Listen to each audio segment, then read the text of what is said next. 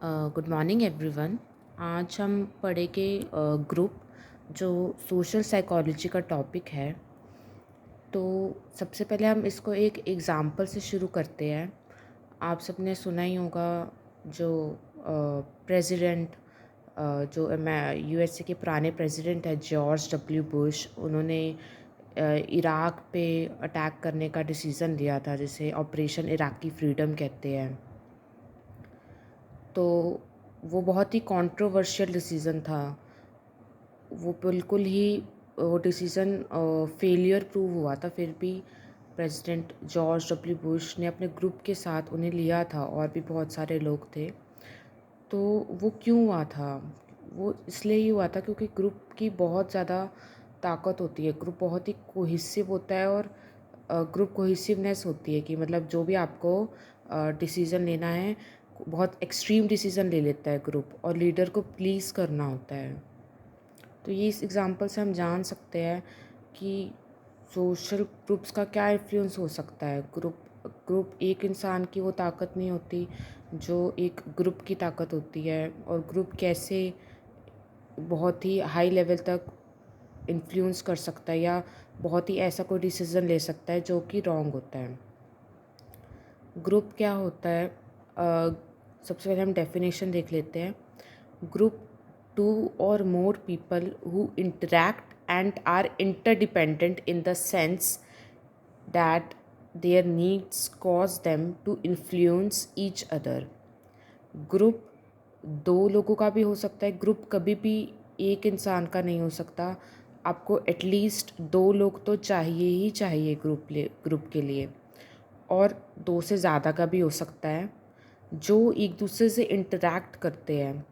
Group में interaction तो चाहिए। अगर ग्रुप में कोई इंटरैक्शन नहीं हो रही, वो एक दूसरे से बातचीत नहीं कर रहे, या एक दूसरे से कोई भी उनकी कोई बात नहीं हो रही, या फिर वो एक दूसरे को कोई कम्युनिकेशन पास नहीं कर रहे, तो आप उसको ग्रुप नहीं बोल सकते।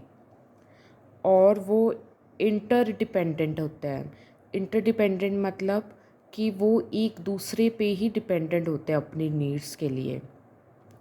जैसे आपको पता है कि कोई भी ग्रुप हो, जैसे कि आप एग्ज़ाम्पल ले सकते हैं कि अगर कोई क्लास का भी ग्रुप है, तो वो इंटरडिपेंडेंट होता है एक दूसरे पे, कि बाई चांस सारे स्टूडेंट्स जो है कहीं ना कहीं सीआर पे डिपेंडेंट हो गए, सीआर स्टूडेंट्स पे डिपेंडेंट होगा, और एक कोई बच्चा एब्सेंट होता है तो वो एक दूसरे पे मतलब एक सेंस पे इंटरडिपेंडेंट होते हैं। या कोई फैमिली का ग्रुप है, तो बच्चे पेरेंट्स पे डिपेंडेंट होते हैं, पेरेंट्स भी कहीं ना कहीं अपने इमोशनल वेलबींग के लिए बच्चों पे डिपेंडेंट होते हैं, फादर हस्बैंड वाइफ पे डिपेंडेंट होते हैं, वाइफ हस्बैंड पे डिपेंडेंट होते हैं। तो एक इंटरडिपेंडेंस होनी चाहिए। अगर इंटरडिपेंडेंस नहीं है तो उसको हम ग्रुप नहीं कह सकते।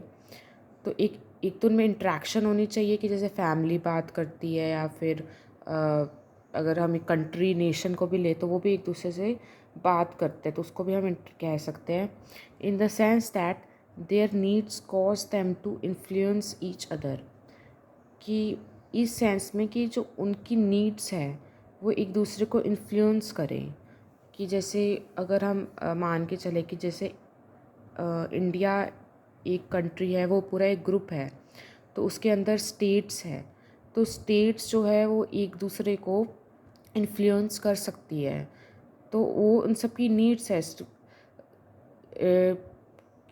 क्यों स्टेट्स एक दूसरे को इन्फ्लुएंस करेगी? क्योंकि ऑल ओवर हर स्टेट को अपनी प्रोटेक्शन चाहिए, अपने राइट्स चाहिए।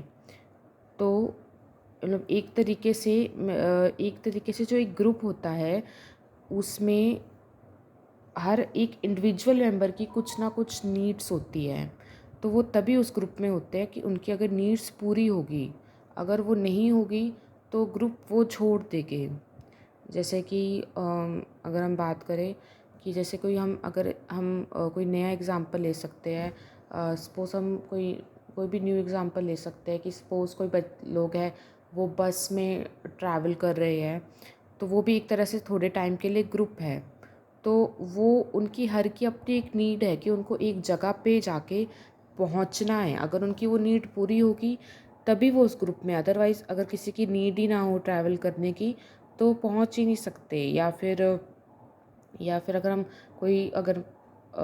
कोई फुटबॉल ग्रुप भी है, कोई क्रिकेट की जैसे टीम होती है, तो उन सब की एक नीड है कि उनको एक मतलब मैच जीतना है। उनकी एक इंडिविजुअल नीड्स है कि हमें उनको फीलिंग ऑफ अचीवमेंट चाहिए। तो उस वजह से वो सारे जो खिलाड़ी है 11 मेंबर्स, वो एक दूसरे को इन्फ्लुएंस करेंगे।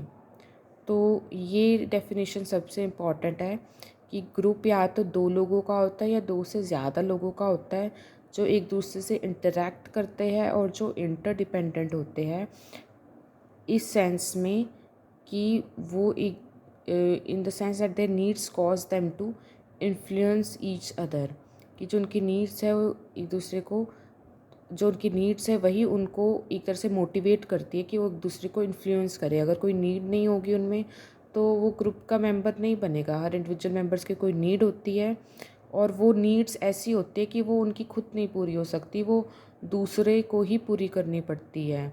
मीन्स तो उनको इंटरडिपेंडेंट और इंटरैक्ट भी करना पड़ता है।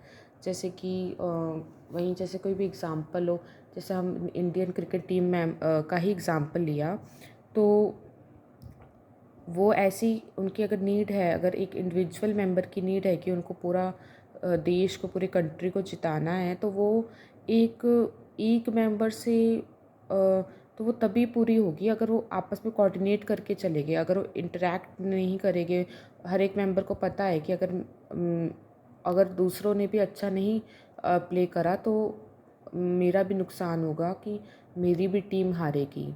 तो वो कहीं ना कहीं इंटरडिपेंडेंट है अपनी परफॉर्मेंस के लिए। कि सपोज़ अगर अगर कोई म्यूज़िकल ग्रुप ही है कि कोई कॉन्सर्ट हो रहा है, तो उन सब की जो म्यूज़िशियन हैं, या फिर और जो गिटारिस्ट है, या फिर और जो सारे लोग हैं, कोई ड्रम बजा रहा है, कोई जो है वायलिन बजा रहा है, कोई पियानो बजा रहा है, तो उन सबको पता है, हर इंडिविजुअल मेंबर को पता होता है कि मैं अकेले एक अच्छा कॉन्सर्ट नहीं कर सकता है, नहीं कर सकती। हम सब एक दूसरे पे इंटरडिपेंडेंट है, तभी एक अच्छा कॉन्सर्ट हो सकता है। तो इसलिए, और हमें इंटरैक्ट भी करना पड़ेगा कॉन्सर्ट में एक दूसरे से, तभी हम जीत सकते हैं। तो उसको हम एक दूसरे ग्रुप कह सकते हैं। और ये डेफिनेशन बहुत इम्पॉर्टेंट है। ये कार्टराइट और जैंडर ने दी है 1908 में, लेविन ने 1948 में, और टर्नर ने 1982 में। नाम भी याद रखने बहुत ज़रूरी है।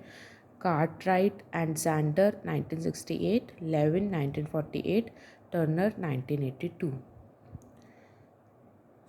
आगे इन्होंने बोला है कि जैसे हमने ऊपर की डेफिनेशन में देखा कि यूजुअली ग्रुप्स जो होते हैं 2 तरह के होते हैं, बट 2 या 2 से ज़्यादा के होते हैं। बट नॉर्मली ग्रुप्स जो होते हैं वो 2 से ज़्यादा के होते हैं। जो 2 के होते हैं उसे हम डाइट्स बोल देते हैं। जब 2 लोग खड़े होते हैं, अगर 3-4 हो तो उसको हम ग्रुप बोलते हैं नॉर्मली। मतलब 2 वाला भी ग्रुप के अंदर ही आता है, पर उसको हम नॉर्मली ग्रुप के बजाय डाइट बोल देते हैं। कि मोरलैंड ने 2010 में कहा है।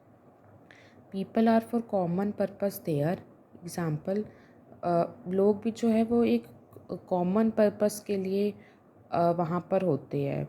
मतलब हर का कॉमन पर्पस है, कि जैसे कि working together to reach a foreign policy decision, कि कोई अगर इंडिया में जैसे कोई फॉरेन पॉलिसी डिसीज़न लेना है कि कैसे क्या एक्सपोर्ट करना है, क्या इंपोर्ट करना है, तो उसके लिए सबको साथ काम करना पड़ेगा। तो सबका उसमें जो भी एग्जीक्यूटिव्स हो गए, उसमें जो भी जो हमारे फॉरेन पॉलिसी डिसीजंस लेते हैं, वो आईएएस मेंबर्स लेते हैं। तो उसमें उनको साथ साथ काम करना पड़ेगा। या फिर citizens meeting to solve a community problem, अगर सिटीजन्स एक दूसरे से मिल रहे हैं कोई कम्युनिटी प्रॉब्लम सॉल्व करने के लिए, तो उनका एक कॉमन पर्पस है। ऊपर के एग्जांपल पे उनका कॉमन पर्पस है कि उनको एक फॉरेन पॉलिसी डिसीजन बनाना है, तो वो एक कॉमन पर्पस के लिए मिल रहा है। तो ये भी बहुत इम्पॉर्टेंट पॉइंट है कि कुछ ना कुछ कॉमन पर्पस होना चाहिए उनका। ये हम कैरेक्टरिस्टिक्स में भी लिख सकते हैं।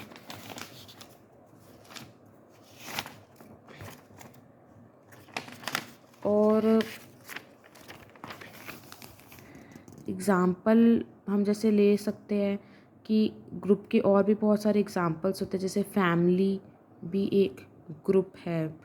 आप कैंपस ग्रुप्स होते हैं, जैसे कि एबीवीपी या फिर और जो कोई भी पॉलिटिकल पार्टी के ऑर्गेनाइजेशन होती है, क्लब्स होते हैं, पॉलिटिकल ऑर्गेनाइजेशंस होते हैं, कम्युनिटीज़ होती है, बहुत ग्रुप्स होते हैं, स्पोर्ट्स टीम्स होते हैं, टेम्परेरी ग्रुप्स होते हैं हमारे बहुत सारे, जैसे कोई छोटा सा सेमिनार हुआ, सपोज ऑनलाइन सेमिनार हुआ तो उसके टेम्परेरी ग्रुप्स है। मतलब बहुत सारे टाइप के ग्रुप्स होते हैं। आपको आप देखो तो हमारी कंट्री, पूरा वर्ल्ड भी एक ग्रुप है, पूरा एक कंट्री भी एक ग्रुप है, एक स्टेट भी एक ग्रुप है। इवन आप जिस गली में रह रहे हो वो भी एक ग्रुप है। अगर आप अपने किसी रूम में रह रहे हो तो आपके रूममेट्स, वो भी एक ग्रुप हो गया। आप एक हॉस्टल में रह रहे हो तो वो आपका एक ग्रुप हो गया।